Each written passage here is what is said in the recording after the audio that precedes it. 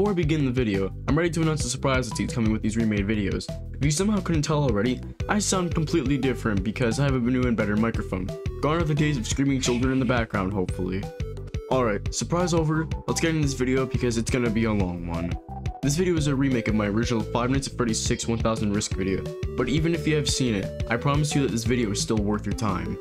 5 Nights at Freddy's 6. This is either one of your favorite FNAF games or one of your least favorite.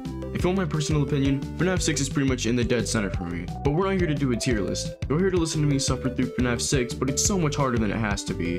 Let's get into the rules. The rules are simple. I must play the game from start to blacklisted ending with 1000 risk, and by the end of the game, I must receive the blacklisted certificate. Got that? Great. Let's get started with my first attempt.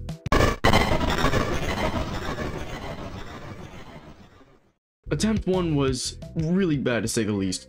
I came to this challenge with a strategy like usual. The plan was to buy the ball pit, 500 random stuff from the first catalog, then buy Midnight Motors from the second catalog, then we play that a bunch until my wallet is magically full of money to then get the carnival hoops from the third catalog and get rich quick. But because I'm an idiot, everything that could possibly go wrong does go wrong. First I started with the ball pit. I really hope that helped you has something like Affleck because I broke his neck way more times than I would like to admit.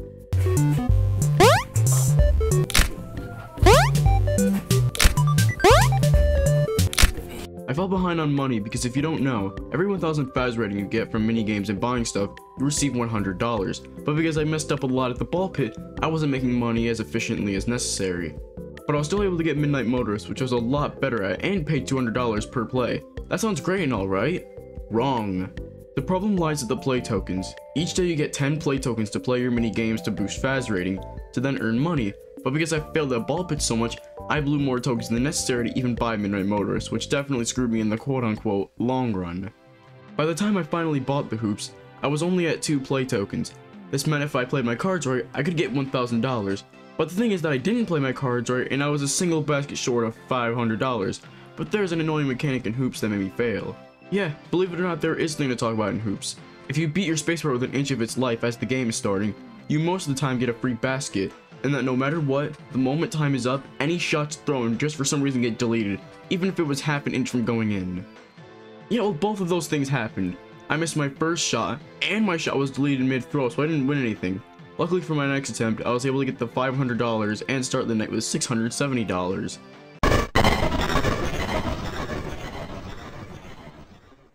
Now we're on to the most important part of this game, the night.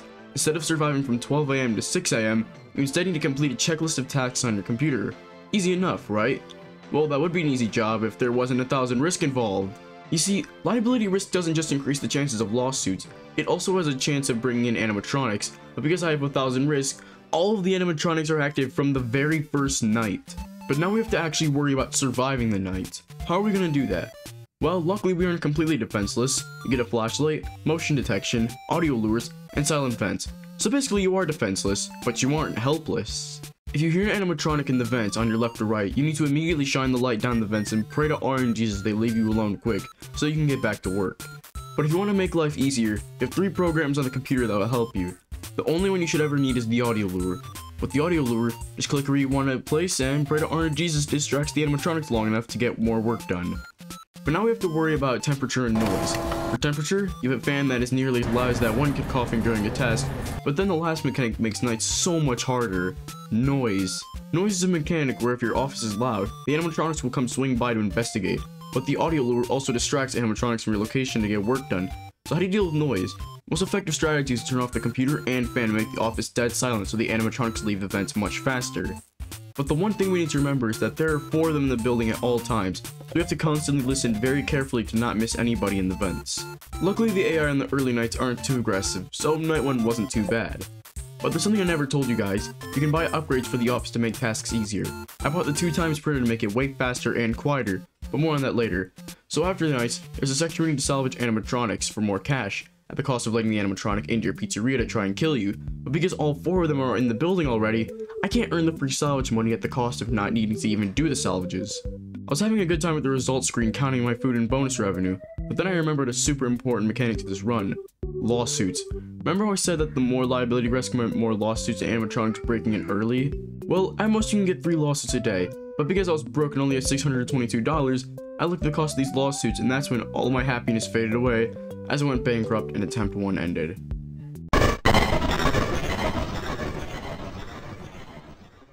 Attempt 2 went so much better than attempt 1. Now that I learned to actually play the ball pit, I was able to more efficiently buy hoops. But the one thing that changed this run was that I didn't buy the 2x printer for the night, and I just powered through with the printer so loud that my entire country probably knows that I'm playing this game. This time when it came to lawsuits, I was much more prepared and stacked on cash, so I prayed to RNGs I would get cheap lawsuits so I could actually continue to play the game, and thankfully the lawsuits weren't too expensive. Because I had bought hoops from the first day, I just spammed hoops with all my tokens for a very specific reason.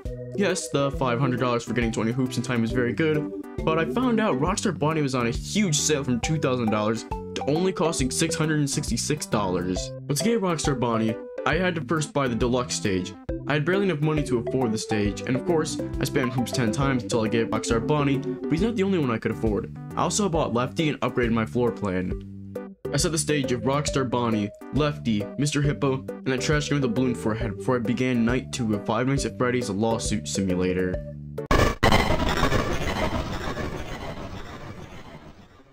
It's important to know in this challenge how much money you have and how much you can afford to spend.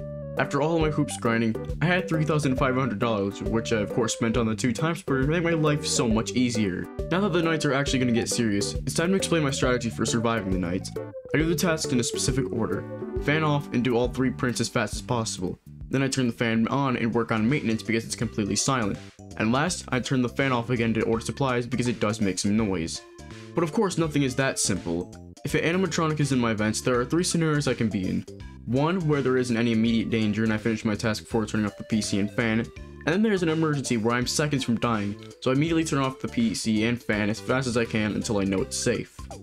Lastly, the oh my god I am so incredibly screwed scenario where there are 2 animatronics approaching from 2 separate vents at the exact same time. To survive the situation, your best bet is to immediately turn off everything and keep looking back and forth every about 2 to 3 seconds to make sure each animatronic is getting necessary attention, and focus first on the loudest source of noise. Now, I said this night was easy, but I did die to Lefty and I can't explain why. Lefty out of all of them I believe is the quietest. This is important because this is a game entirely based around sound and listening very closely to make sure you aren't getting jumped like a Chicago neighborhood. However, in this clip I heard a noise on my left for a split second before immediately getting jump scared with absolutely 0 time to react. I also got this rare game over screen of Afton just vibing in the back alley. Can't say that I would be comfortable in the rain and lying on the hard floor, but who am I to judge? This time, after making sure I prayed extra hard to not get jump scared without being able to react, I survived my second night. After being sued, I spent only half of my money on fighting and settling lawsuits. During the day, I prayed on my floor one last time to buy the side stage. The reason for this was so I could afford the vacuum cleaner and set up all the trash animatronics to unlock the Trash in the Gang achievement for a free $1,000. Now that might sound like a loss of money, but I was going to need the side stage and floor upgrade anyway. I made a few mistakes on Hoop this time around, which definitely costed me a lot of money. I was able to buy Rockstar Freddy and Foxy, but I was just short of Rockstar Chica, with no play tokens left, and I'm basically out of money. Now I would say I'm absolutely screwed here and the run is dead, but that's not the entire truth. In the day phase, you can accept sponsorships for free money. The catch is that during the night shift, that sponsor you accepted will blast a super loud ad on your computer randomly, but with no more money to my name, I had to accept this Flo's Glossy Floss sponsorship to buy Rockstar Chica. Now that I had the Rockstar animatronics, I set them all up on stage, earning the Rockstar Assembly achievement, earning $20,000 to carry me throughout the rest of the challenge.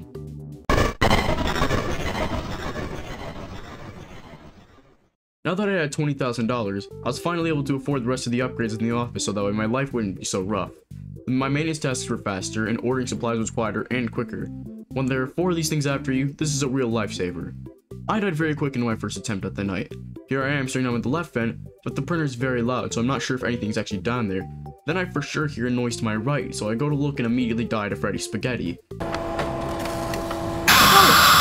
I'm not sure if Freddy was just so fast and quiet on my right that I only heard him when it was too late, or if Freddy was on my left but I didn't hear him and I died for looking away. Since we're on Wednesday, it's time to introduce something I call the jitter rule. Now you might be wondering, what's the jitter rule? The jitter rule is a rule I go by where if you're listening in the vents and start hearing this sound key that sounds like something jitter tapping in the vents,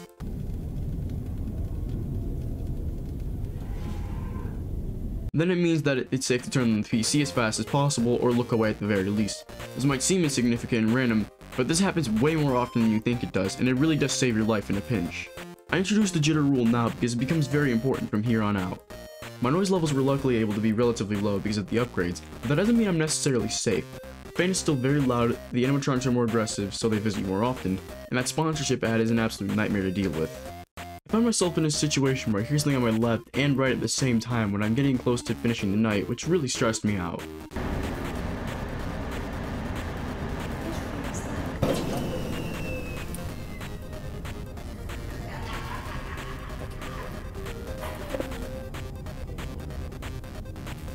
Dude, oh my god,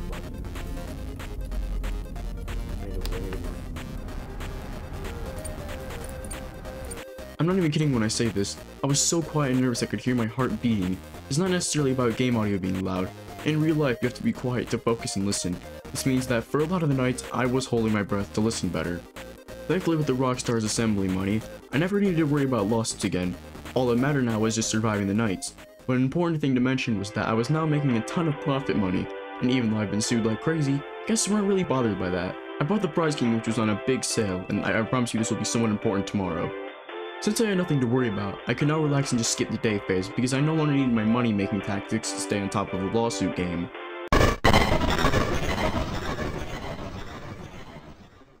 But from here on out, I was experiencing a lot more debts, not really to the animatronics, but to my temperature. If you don't know, when your office reaches 120 degrees, you pass out. So to avoid that, you just need to turn on the fan. Simple, right? This is Five Nights at Freddy's 6, you buffoon. Nothing is that easy. The problem with this is that you need to turn off the fan and PC to quiet the office down and make sure the animatronics are leaving the vents quickly. But when the fan is off, your office for some reason speedruns reaching high temperatures. But if you turn the fan back on, it'll make noise and likely get yourself killed. So it's a terrifying balance to stay just hot enough to where you don't pass out, or the animatronics leave you alone, and not to get too hot to where you need to keep the fan on and then keep them around longer and possibly die because you had to turn the fan on. But like almost everything in the game, your temperature is also luck-based. Whether or not your temperature skyrockets faster than a Minecraft YouTuber being outed for liking kids is completely out of your control. Even whether or not your temperature decreases quickly with the fan isn't in your control. All you can do is pray. Also, honorable mention to deaths where you turn the fan on but your temperature still rises and kills you anyway. Happened a few times, which was really annoying. And an even bigger honorable mention to this death I got where my temperature is about 110 and I'm ready to turn the fan on and start doing maintenance like I would, but the ad started playing and it wouldn't let me turn the fan on, so my temperature just Usain bolted to 120 and killing me just as I skipped the ad. Even though I struggled kinda bad on Thursday, an audio lure on the right seemed to hold them back just long enough so when I heard something on the left, I was able to end the night shift, finishing Thursday night. On Friday, I decided to have some fun with the Prize King. I spammed all 10 tokens into it, but I won something I didn't even know was possible on my 7th try.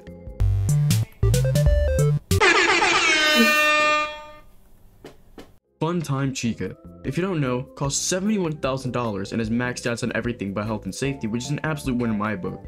But since I was out of tokens, it was now on to Friday night.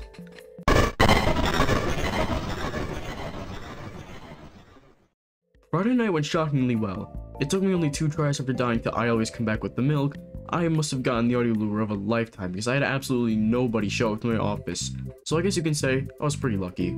And now this was the final day. Saturday.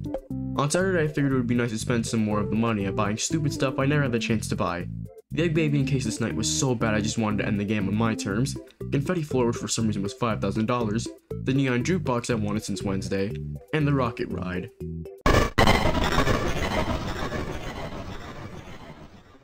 This was the final night. I had to put on my brave face, hold my breath, and listen very closely for even the smallest of sounds in the vents to survive. By that, of course, I mean I survived on my first try. Yeah, kind of anticlimactic, but here's what happened. Everything this night was out of whack because I didn't stick to the plan. Things were getting really dangerous animatronic and temperature-wise, so I decided to instead work on maintenance and cool off with the fan, which seemed to work as I was slowly getting the animatronics to back off. Next up was the ordering task. Things were still pretty bad with the animatronics, so I had to keep it quiet otherwise they wouldn't leave me alone in time and I would pass out from the heat. So while ordering my supplies, I got an audio lure for 3 of the animatronics on the left side. This meant I was safe to keep working on tasks and watch my left vent. Since I was safe, I finished up the ordering and now had to finish what I started. I just had to print out the menus and I would be done with the challenge. Since all the animatronics were distracted, I finished the printing and ending my shift with the least enthusiastic reaction to all of the stress. It's over. With that, I officially received the blacklisted certificate, meaning I would be lucky to ever find employment in town again. And I mean, I can't blame them since kids left and right were breaking 100 bones and getting their heads bit by animatronics. This challenge was an absolute journey, but don't worry, I'll be back to this game again with the challenge even harder. Thanks for watching. If you enjoyed this video, please like and subscribe. Click the end cards on screen for more entertaining content.